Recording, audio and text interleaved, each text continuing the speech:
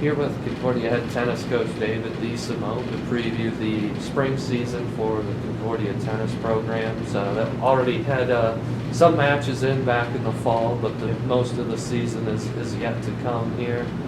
I know you came on board after the school year had started last year. I'm sure that was a little bit of a whirlwind, getting to know everybody and all that. But what did you maybe enjoy most about that experience of becoming a college head coach right away? Yeah, it was a whirlwind. It was definitely an interesting time to transition in, and it was good though to have that first season kind of under my belt and just kind of be able to ease in and transition into it. So I really enjoyed just getting to know the players on the team and getting to know their styles of play and what we can improve upon going forward. So. Okay. When you found out there was an opportunity, I know you had been around Concordia previously. Why was it something that you decided to pursue this opportunity? Well, Devin and Angela first asked me about it, and just kind of wanted to see if I would be interested. And right from that moment, I knew I was, just because it had been a special place, and I could tell that right away when I had been on campus and shadowing them a little bit. So just the atmosphere, the environment, and the people here, just great, and they make it special. And so that's kind of the main reason as to why it was a good opportunity, and definitely one that I wanted to pursue more. Starting with the women's program, the 2019 team set a new school record for wins in a season, made it to the conference tournament championship match. How did things come together to have that kind of success last year? It was just, like you said, everything coming together at the right times.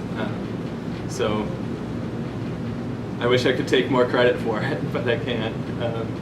We just had a lot of great people, great players on the team that put in the work, and that's really what it came down to. They were willing and able to work and learn and grow, and we had some tough losses in there, and we took those losses and learned from them, and just each time wanted to not make the same mistakes, and kind of that's what happened in the conference tournament. We were able to really put it together and play some of our best tennis at the right time. Coming from that, it left our returners with some hunger, some fuel, and knowing that they've been there, they definitely want to get back to that point again. Now, your first season, you're named GPAC Coach of the Year. I know you said you don't want to take a lot of credit, but what was your reaction just to that announcement? I mean, that's just more of an acknowledgement and recognition for the players and all the work that they put in.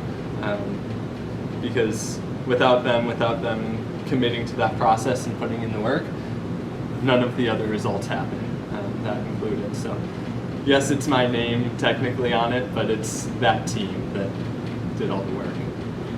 I'm sure at the top of the lineup with the women, it won't be easy to replace Marlene Meyer, who had a really good season as a Bulldog last year.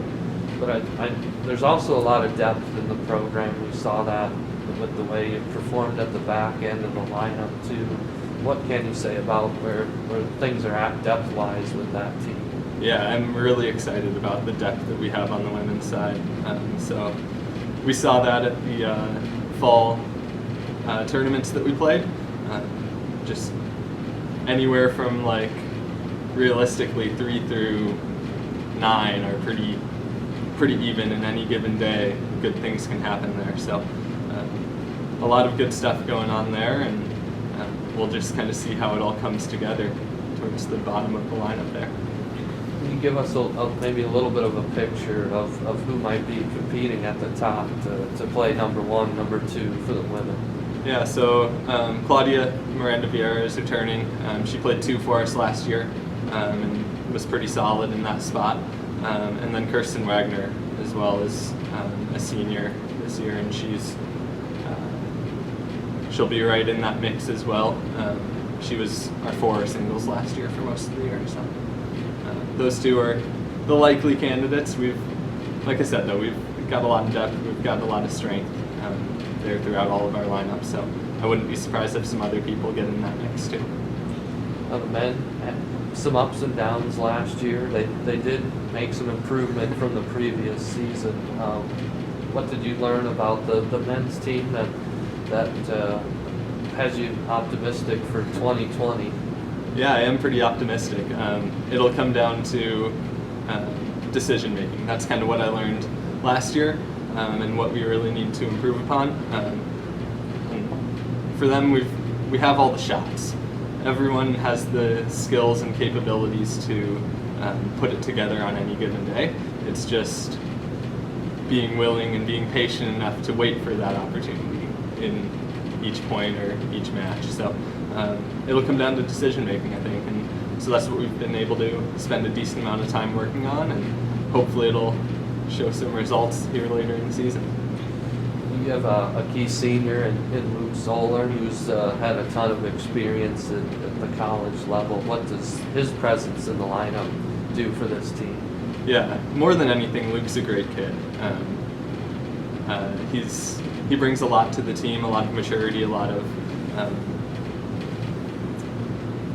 just servant leadership, leading by example as well. So he's always going to be one of the first guys there and last guys to leave. So that's good for everyone else to see and everyone else to be a part of. And so that's, more than anything, that's what Luke brings, is a lot of maturity and kind of his own leadership style that way.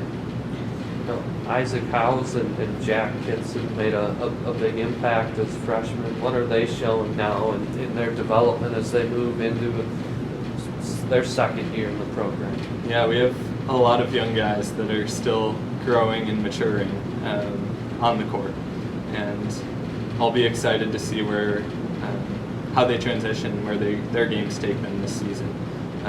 So like you said, Isaac Howes, Jack Kitson, Joe Bindle is another one that's in that mix, and looking for all 3 of those guys to just step up and make an impact here this year, both in terms of their play and supporting each other and pushing each other to grow and develop.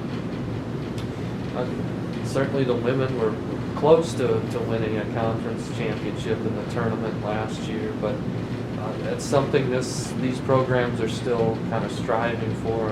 How much do you discuss trying to reach for that level as a goal moving forward for those programs?